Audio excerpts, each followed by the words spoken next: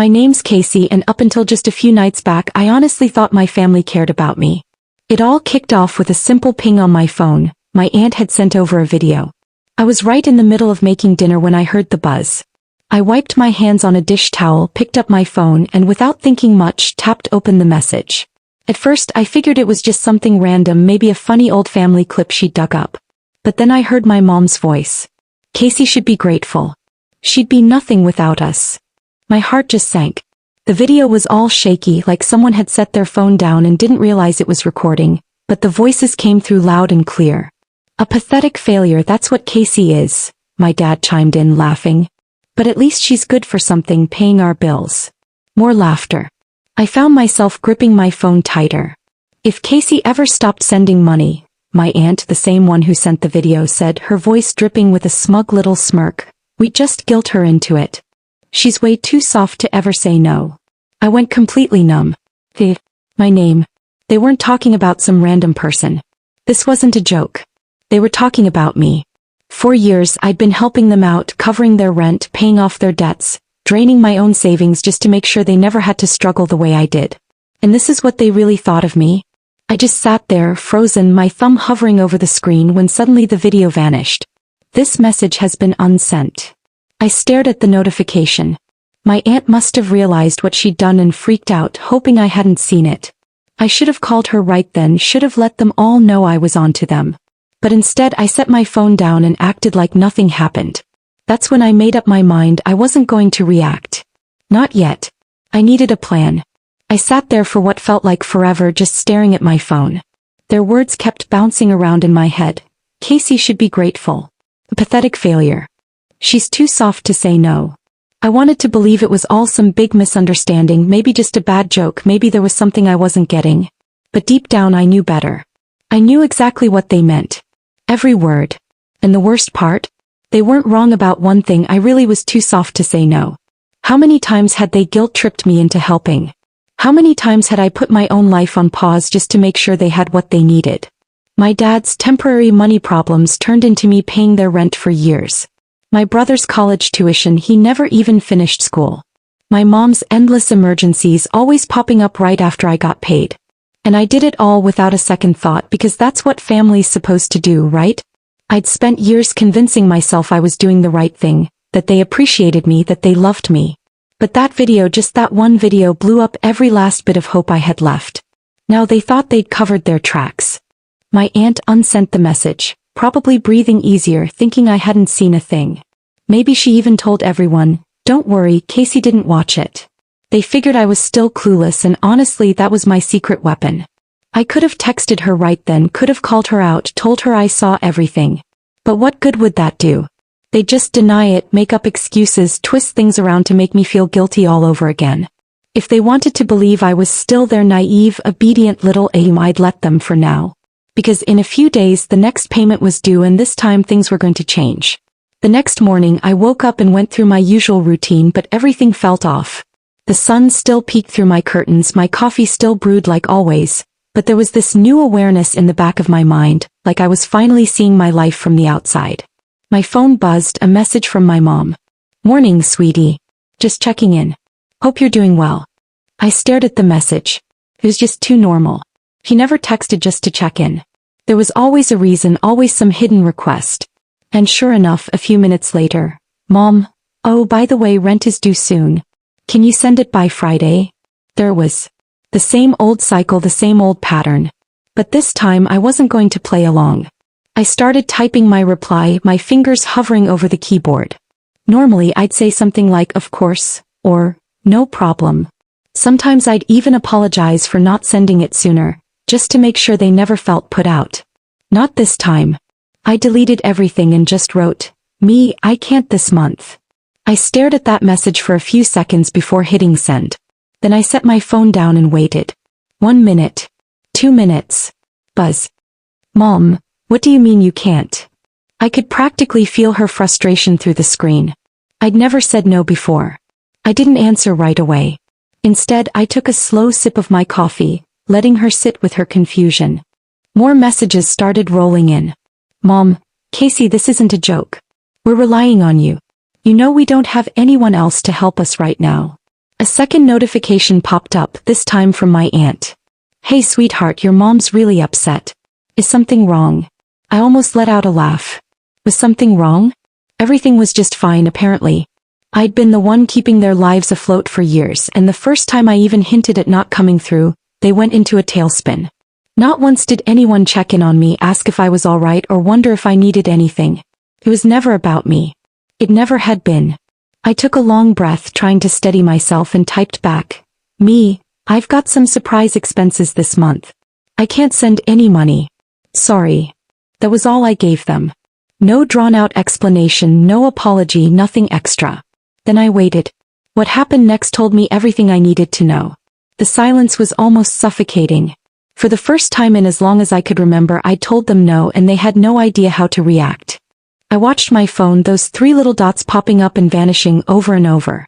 My mom was clearly struggling, typing, stopping, starting again. I could picture her, sitting there, fuming, trying to come up with just the right words to guilt me into changing my mind. Finally, her message came through. "Mom. Casey, what do you mean, unexpected expenses? What could possibly matter more than your family?" There was the guilt trip, right on schedule. The same old routine. I didn't bother to answer. I just let her words hang there. Not even a minute later, another message landed. "Mom, you know your brother can't pay rent on his own. If he gets kicked out, that's your fault." Of course, she brought up my brother. That was always her go-to move. Then another one. "Mom, we raised you, Casey. We took care of you when you had nothing. Is this really how you thank us?" I clenched my jaw, my grip on the phone tightening. The truth was, when I had nothing, they weren't there for me. I put myself through college.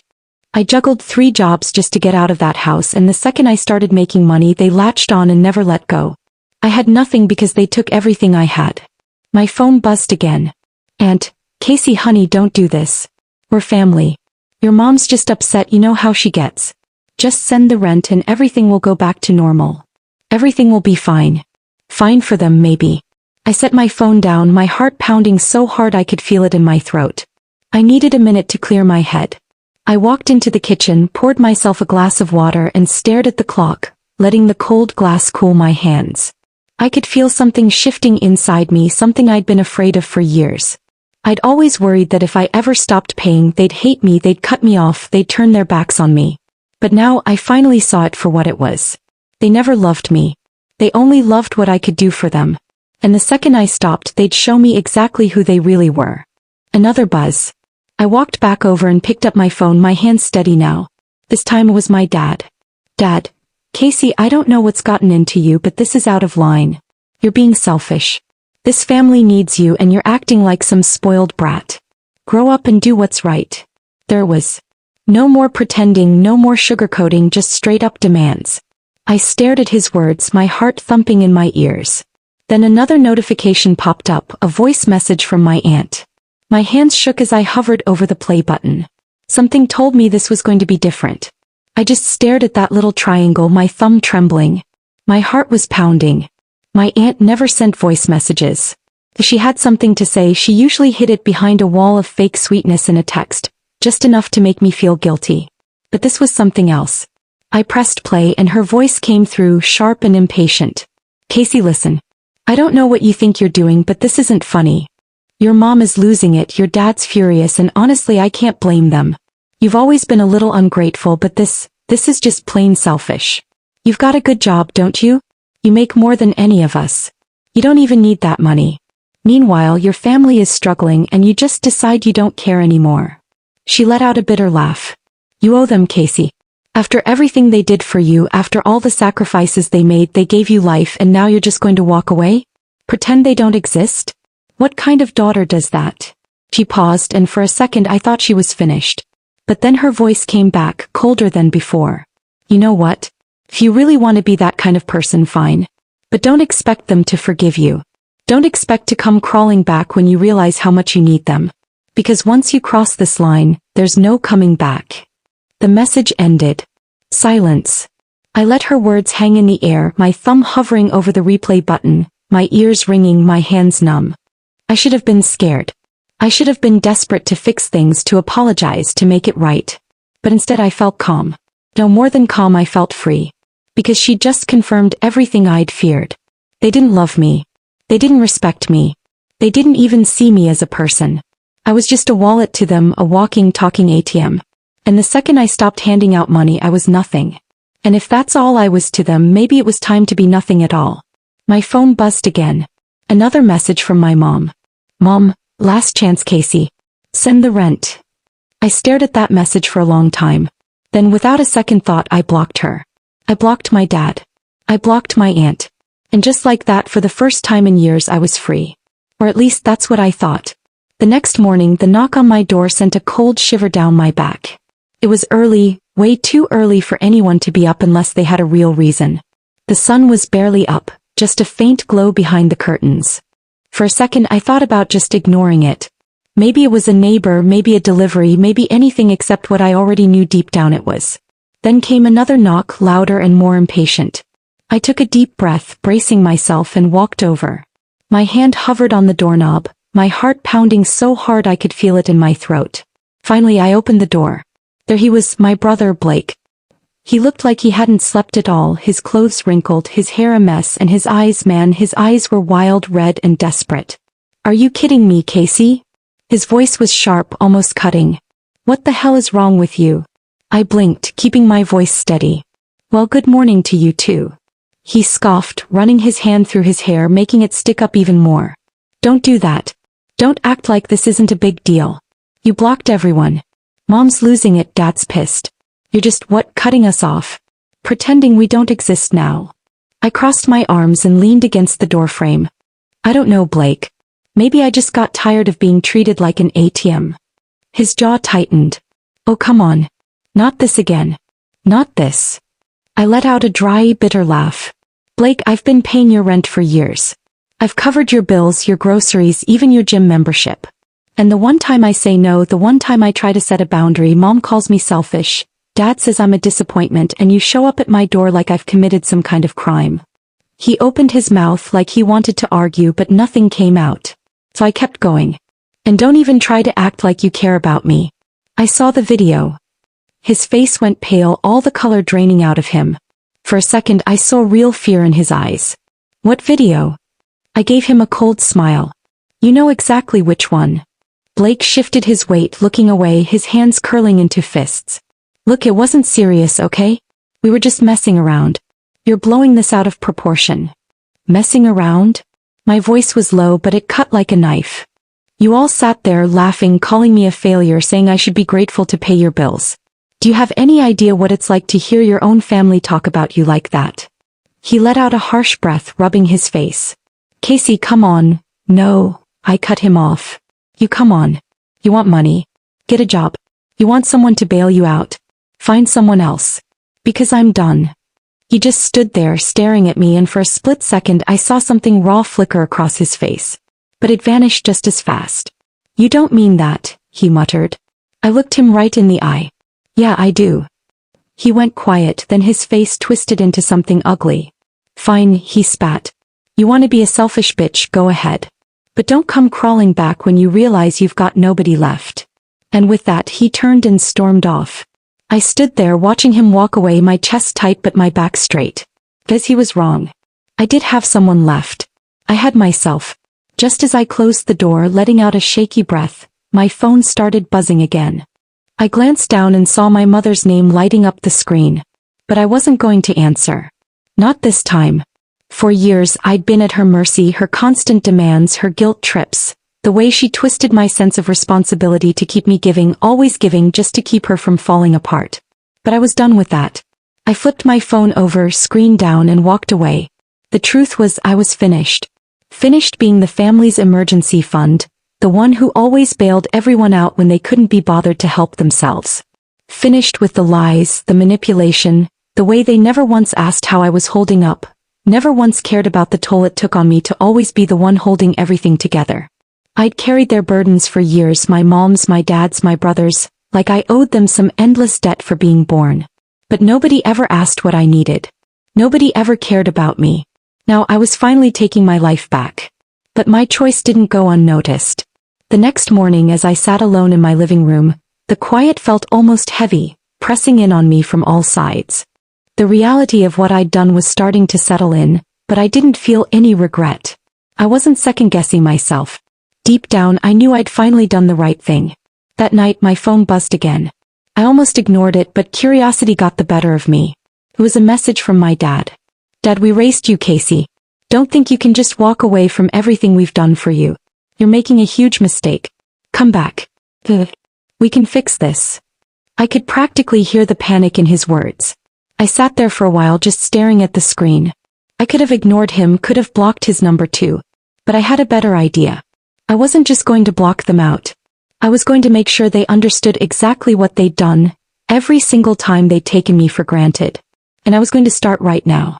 I stood up, walked over to my desk and opened my laptop. It was time to send a message they wouldn't be able to ignore. I sat there, fingers hovering over the keyboard, thinking about all the years I'd spent bailing them out, all the times I'd put my own needs last just to keep them afloat. That was over. Now it was their turn to face the consequences. I opened my email and started typing. First, I pulled together every record I had, bank statements, receipts, every transfer and payment I'd made to cover their bills and debts. I was going to lay it all out line by line and remind them exactly what they'd taken from me. At the top of the email, I wrote a note that said, "Here's a full breakdown of everything I've done for you over the years. I'm finished being your safety net. I won't be your ATM anymore, and I refuse to let you guilt me for finally choosing myself. Think of this as my last invoice. You don't owe me a dime, but you do owe it to yourself to realize just how much I've given up. All because I believed family was supposed to lift each other up, not bleed each other dry." I attached every receipt, every bill, every payment I'd ever made on their behalf. But I wasn't done, not even close. Next, I opened up the family group chat, the same one where they'd spent years bombarding me with complaints and demands, always keeping me on edge. I scrolled through the old messages, reading all the times they'd claimed they needed me, all the ways they'd guilt me into helping. Then, for the first time in years, I typed out a reply. "You all love to talk about what you've done for me, but you never once stopped to see what I've given up for you. Here's the truth. You never actually needed me, you just used me. I'm done.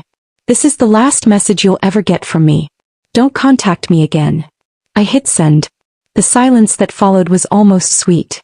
I leaned back in my chair, letting the relief wash over me. No more phone calls, no more guilt trips, no more pretending they had any hold over me. They could keep their games, their lies, their empty promises. I was finally free. But just when I thought it was over, one last message popped up from Blake. "You're making a mistake, Casey. You'll regret this. Family's supposed to stick together." I couldn't help but smile. I knew he was just trying to get a reaction, but this time it didn't work. I didn't need them. I had my own life, my own freedom, and that was more than enough. It wasn't the big dramatic showdown I'd always pictured. There was no screaming, no slamming doors. But honestly, this was even better. I took back control without anyone seeing it coming. And the best part? They didn't get to hold any power over me anymore. As I turned off my phone for the night, a calm settled over me. I didn't have to play their game. I didn't have to keep sacrificing myself for people who never appreciated it. This wasn't revenge in the way I'd imagined. It was quieter, more intentional, and so much more satisfying. For the first time in my life, I could finally breathe. And the best part? I could finally live for myself. That right there was the real victory.